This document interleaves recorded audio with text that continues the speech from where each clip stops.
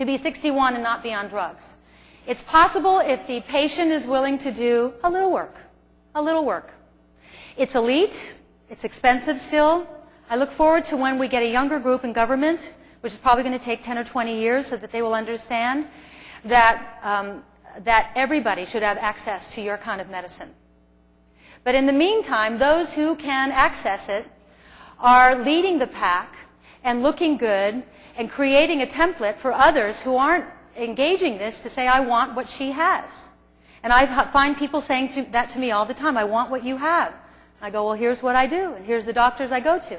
And I go to doctors because everybody's real good at different things. And so I'm the contractor, and then I go to all my doctors for different things, for my thyroid, for my energy, for my bioidentical hormones, my gynecologist. It's incredible. And you're not working doctors against one another. You're gathering information. And information is power. And what you want for your patients is to have knowledge so that you don't have to start at rock bottom every time they come in. Whenever I send a woman or a man to one of you, I always say, do me a favor. You don't have to buy it. Go to the library. Check out my book or one of my books. Read it. Read the whole thing so that you'll be empowered with the knowledge to understand when he's talking about your T3 and your T4 and your IGF-1 and your adrenals so that you know what he's talking about. You know, the new doctors, you doctors, have time, but you don't have all the time in the world, and a lot of you are so busy, you know, you're going from morning till night. So knowledge is power for the patient.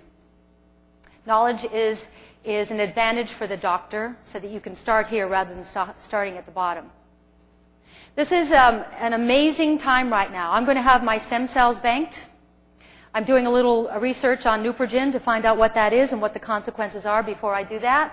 And once that feels okay to me, the idea of having my own stem cells banked cryonically so I can access that when I'm 119 and I want to live one more great year, I'll do it. This is the future. The future is now. The future is here right now, and you know it. You know it better than I do. And what I also love about what you're all doing is how you are loving your work.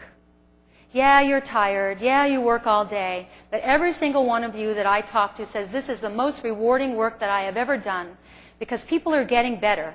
If people are responding to you the way they respond to me, with women hugging me and kissing me and thanking me, and I'm going, I didn't do anything, it's, you know, I just sent you to the doctor, then I can imagine what you're getting and how beautiful. That's why you went into this business. That's why you wanted to be a doctor. You wanted to heal. You didn't want to do any harm. It's not creative to put a human being on one drug after another. It's not creative. What you're doing is creative medicine. You're doing what they call the art of medicine, and that's what I admire, and that's what I respect, the art of medicine, and it is. Every individual needs to be listened to. Every individual needs to take in their history, needs to understand where they've been and where they're going and who they are right now. But boy, when you get it right, when you get that sweet spot, and men are the next frontier in this whole thing, your male patients, because why is it you can't get a man to go in and have their hormones checked? They somehow think it's all tied up in erections.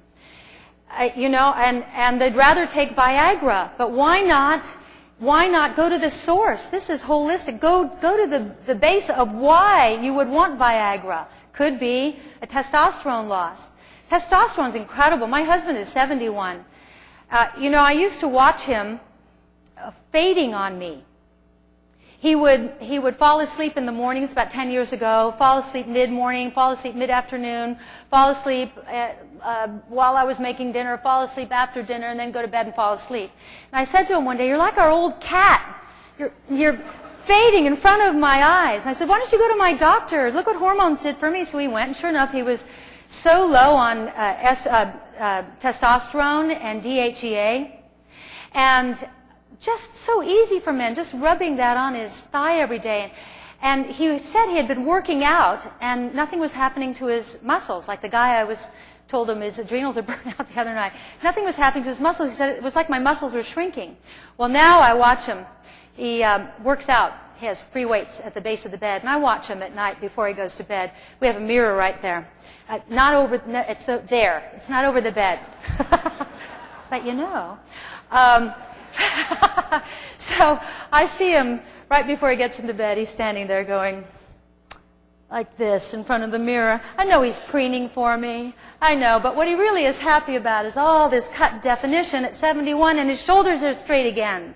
And he's got a waist again. He's got energy. He's got color in his face. And his face isn't pasty. And he's not low on thyroid. He's not low on anything. And what a joy it is for the two of us to be these hormonally happy, pheromone, HGH, testosterone, DHEA, pregnenolone, estrogen, progesterone people.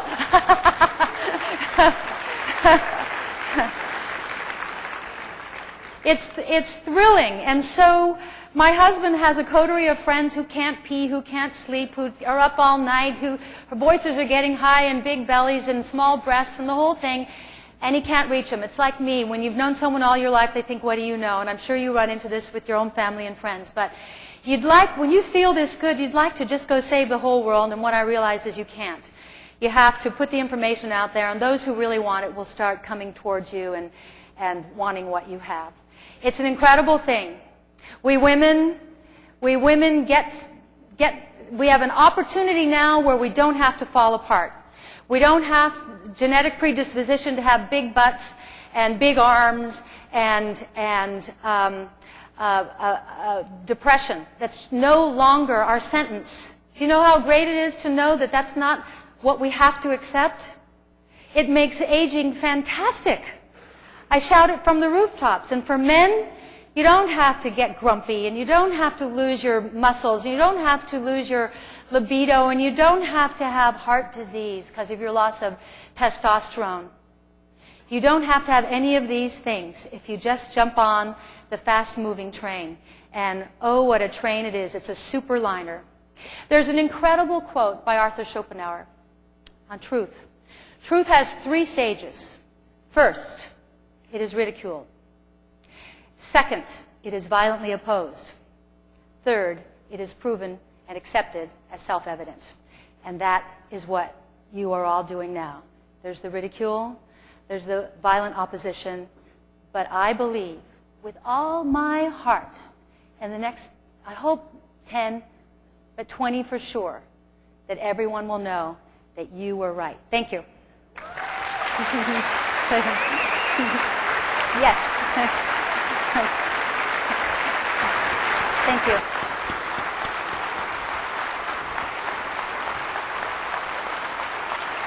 Suzanne, hi, I'm Ken.